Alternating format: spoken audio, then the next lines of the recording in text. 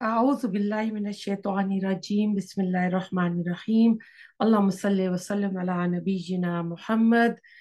रसूलुल्लाह सल्लल्लाहु अलैहि वसल्लम के साथ मोहब्बत और अकीदत करना हमारे ईमान का हिस्सा है।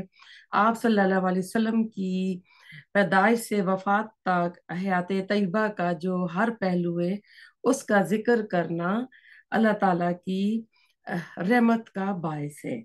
आपका जिक्र खैर जो है वो किसी जमाने किसी वक्त के साथ का किसी जगह के साथ मौकूफ नहीं है, बल्कि हर आन और हर जमान रसूलुल्लाह सल्लम की सीरा को सुनना, सुनाना, पढ़ना बहुत ही बड़ी सादत उज़्मा है। लेकिन क्या 12 रबी अव्वल को ही महफिल मिलाद मुनक्कद करना, जुलूस निकालना, भंगड़ा डालना, रक्स करना, कवालियां गाना खैरुल कुरून से साबित है? यानी कि पिछले जो हमारे सल्फ हमारे बुजुर्ग, अब सहाबा कराम का दौर था, ताबीन का था, तबा ताबीन का था, क्या उनसे ये चीज साबित है?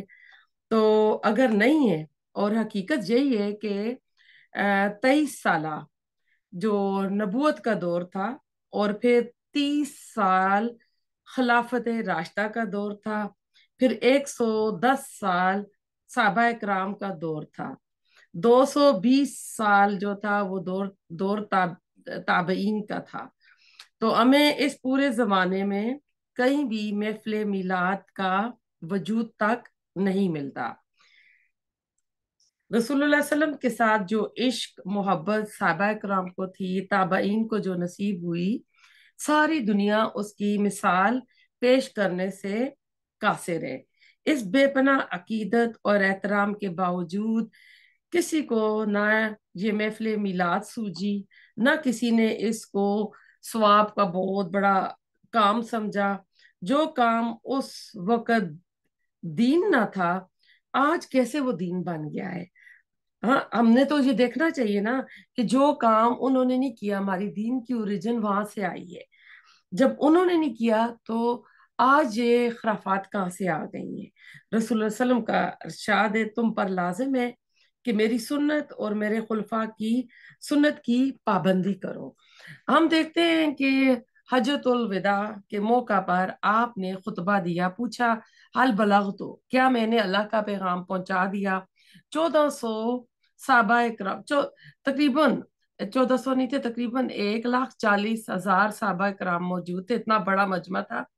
तो आपने पूछा कि मैंने इस्लाम पहुंचा दिया? आपने शहादत की उंगली उठाई, 3 बार आपने कहा, पूछा, तो उन्होंने कहा कि हाँ आपने पहुंचा दिया पैगाम। तो आपने 3 बार शहादत की उंगली उठाकर अल्लाह मशहद के अल्लाह तू गवाह रहना, आपने ये उस वक्त कहा था कि मैंने सारी दीन की बातें तेरी मखलूक तक पहुंचा दी हैं। फिर उसके बाद कुरान में आयत नाजिल हुई थी, अल यौमा अकमलतु लकुम दीनकुम व अतममतु अलैकुम नेमती व रदीतु लकुमुल इस्लाम दीना, कि अल्लाह ताला ने अपनी इसमें रजा बता दी कि मैंने आज ये दीन तुम्हारे ऊपर मुकम्मल कर दिया और इस नेमत को तमाम कर दिया इस्लाम की, और तुम्हारे लिए इस्लाम को पसंद किया है। तो दीन इस्लाम रसूलुल्लाह सल्लल्लाहु अलैहि वसल्लम की जिंदगी में मुकम्मल हो गया था। मतलब है आपकी जिंदगी में ये दीन पूरा हो चुका था, इसमें कोई कमी बेशी नहीं रही थी। इसके चंद माह बाद आपकी वफात हो जाती है। तो अगर आज ना कोई आपको कोई सुपर पावर भी आके दे, कोई बड़े से बड़ा इमाम भी दीन के नाम पे कोई काम करने को दे जो रसूलुल्लाह सल्लम ने नहीं किया, अगर आप करते हैं तो नाऊज़ु बिल्लाह, ऐसा लगता है कि रसूलुल्लाह सल्लम ने इस दीन के साथ खयानत की है, उन्होंने इस दीन को पूरा का पूरा नहीं पहुंचाया। तिरमिजी की हदीस है, इसी खुतबे के चंद माह बाद आप किसी ने आपसे कहा कि हमको वसीयत करें, आप खुतबा कर रहे थे तो सूरत नसर भी नाजिर हो चुकी थी। आपका खुतबा जो होता था वो मुख्तसर और जामिया होता था, तो आपको भी डर था कि कहीं ये मेरा आखिरी खुतबा ना हो। तो उस वक्त आपने फरमाया था, तरक तो फीकुम अमरतेन, कि मैं तुम्हारे दरमियान 2 चीजें छोड़ के जा रहा हूँ, एक कुरान और दूसरी सुन्नत रसूल। तो अल्लाह कहा था लन तदिल्लु, कि तुम हरगिज गुमराह नहीं होगे। इसको अपने दांतों से यानी दाढ़ों से पकड़ना है। रावी कहते हैं इसके बाद आपने कोई खुतबा नहीं दिया, ये आपकी आखिरी वसीयत थी। और ایسا ہے کہ اگر ہم کو گمراہی سے بچنا ہے تو ہم نے رسول اللہ علیہ وسلم کی سنت کو اور قرآن کو ہم نے لینا ہے۔ سنت کیا ہے؟ ہر وہ عمل جو آپ نے کیا، آپ کے سامنے کام ہوا، آپ خاموش رہے، یا آپ نے کسی کو بول کر کہا، یعنی قولی حدیث، فعلی حدیث اور تقریری حدیث۔ جو تقرری، جو آپ کے سامنے کام ہوا تو اس کو اپروول آف رسول اللہ کہتے ہیں۔ پھر آپ کے اخلاق، اوصاف، سیرت، سب کچھ ہمارے پاس موجود ہے۔ بدعت کیا ہوتی ہے؟ سنت کا الٹ ہے۔ ہر وہ عمل جو دین میں ثواب یا نیکی کے لیے کیا جائے، جس کی اصل یا بنیاد شریعت میں نہیں ملتی، وہ بدعت ہے۔ یہ دین کے معاملے میں ہے۔ دنیا کے معاملے میں اگر آپ 14 اگست منا رہے ہیں، بچے کی برتھ ڈے منا رہے ہیں، یوم آزادی ہے، تو وہ ہم جب منا رہے ہیں تو ہم اس کے پیچھے کوئی ثواب حاصل نہیں کر رہے ہوتے۔ لیکن جب ہم رسول اللہ علیہ وسلم کی برتھ ڈے، میلاد منا رہے ہوتے ہیں تو اس کے پیچھے ہم ثواب کی غرض ہم نے رکھی ہوتی ہے کہ ہم اس کے پیچھے ثواب حاصل کرنا چاہ رہے ہوتے ہیں۔ اب حضرت عبداللہ بن مسعود رضی اللہ تعالیٰ عنہ نے فرمایا، تم لوگ ہمارے صحابہ کے نقش قدم پر چلو اور نئی عبادات نہ گھڑو، تم سے پہلے عبادات کا تعین ہو چکا تھا۔ یعنی یہ رسول اللہ صلی اللہ علیہ وسلم نے سیٹ کر دیا تھا، ابھی کوئی آ کے بندہ نہیں کہہ سکتا کہ آپ یہ کام کرو تو آپ کو اتنا ثواب ملے گا۔ اسی کے بارے میں حضرت امام مالک رحمۃ اللہ فرماتے ہیں، جو کام اس صحابہ کے زمانے میں دین نہیں، وہ آج بھی دین نہیں ہو سکتا۔ تو معلوم ہوا دین اور عبادت اور ثواب والا کام وہی ہے جو صحابہ کرام سے ثابت ہے۔ اب میلاد کے نام پر جو کچھ آج ہو رہا ہے، کیا اس میں اللہ تعالیٰ کی رضا شامل ہوتی ہے؟ صحابہ کرام اور اہل بیت نے یہ کام شروع نہیں کیا تھا۔ تابعین، تبع تابعین، محدثین، جتنے بڑے بڑے ہمارے گزرے ہیں ائمہ کرام، عبد القادر جیلانی، خواجہ اجمیری، علی اجویری، مجدد الفسانی رحمۃ اللہ علیہ، کیا یہ دن اس طرح منایا کرتے تھے؟ تو ایسا ہے کہ ایسا ہرگز نہیں ہے، انہوں نے ایسا نہیں کیا۔ اس کے بارے میں دو رائے ملتی ہیں۔ ایک یہ کہ تقریباً رسول اللہ علیہ وسلم کی وفات کے 600 سال تک پوری دنیا میں یہ بدعت کا رواج نہیں تھا۔ اب ایسا ہے کہ اس کا بانی کون تھا؟ عراق میں کون بانی تھا؟ یہ بدعت عراق کے شہر موصل کے ایک بے دین فضول خرچ حکمران مظفر الدین کوکری بن اربل نے شروع کی تھی۔ بڑا یہ یاش بادشاہ تھا، اپنی مرضی کا فتویٰ لے کے تو اس نے شروع کی تھی۔ تقریباً اس زمانے میں اس نے 3 لاکھ روپے کا خرچہ میلاد کے نام پر کیا تھا، اور وہ اس میں اس نے گانے بجانے کا والوں کو محفل میلاد میں اکٹھا کیا تھا کہ آؤ اور آ کر یہاں پہ نا یہ کام شروع کرو۔ اب ایسا ہے کہ اس میں ہم دیکھتے ہیں کہ جب مصر میں فاطمی حکومت تھی تو اس وقت یہ ٹائم تھا 350 ہجری کا، یعنی چوتھی صدی ہجری چل رہی ہے، اور عیسوی جو ہے 1100 ہے۔ فاطمی خلیفہ نے اس کو شروع کیا، جو کہ شیعہ تھے، یہ مصر میں تھے۔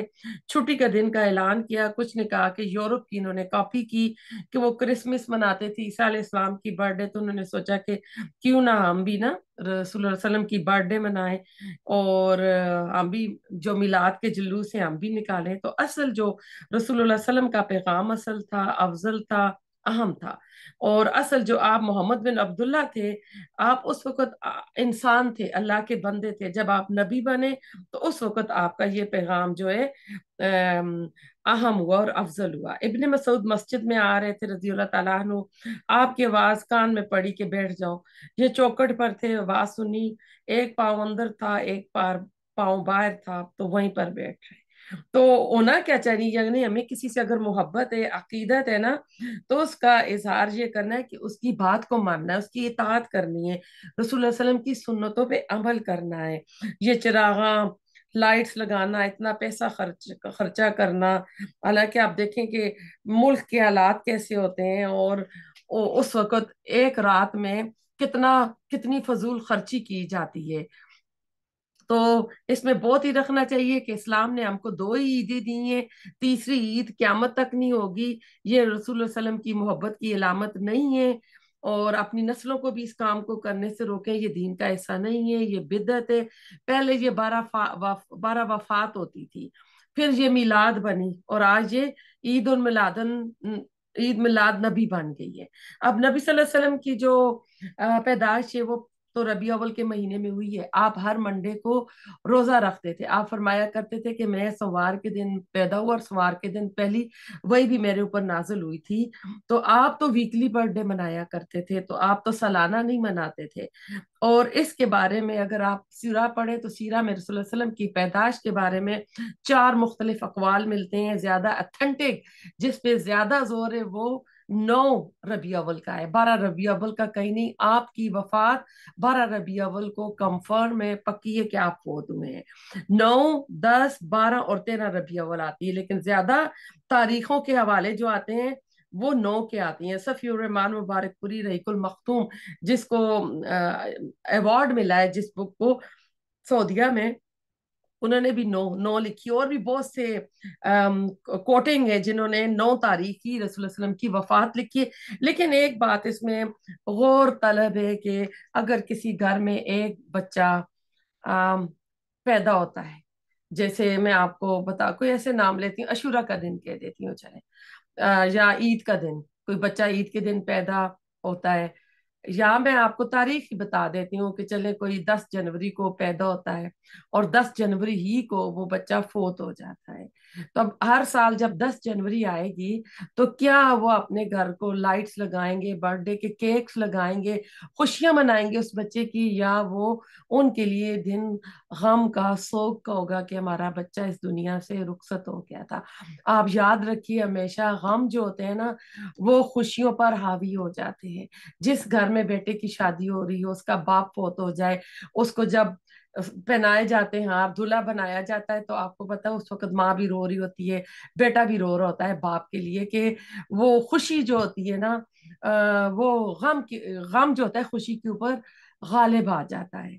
तो इसके ऐसे किस तरह पॉसिबल है कि एक बंदा जिस तारीख को पैदा हो उसी तारीख फोत हो जाए, तो उस तारीख खुशियां मनाई जाए। असल में ये इबलीस शैतान की चाल है कि वो बंदों से रसूलुल्लाह सल्लम की वफात की खुशियां मनवाता है। हालांकि जो सोग इस्लाम में वो भी 3 दिन से ज्यादा नहीं है, बेवा के लिए 4 महीने और 10 दिन का है। आ, यानी ये बरसियां मनाना, चेलम करना, ये भी इस्लाम का हिस्सा नहीं है। और बर्थडे भी, और खास कर क्योंकि जब हम किसी नबी की बर्थडे मनाते हैं, खासकर रसूलुल्लाह सल्लम की, तो हम सवाब की खातिर कर रहे होते हैं, दीन का हिस्सा समझ के कर रहे होते हैं।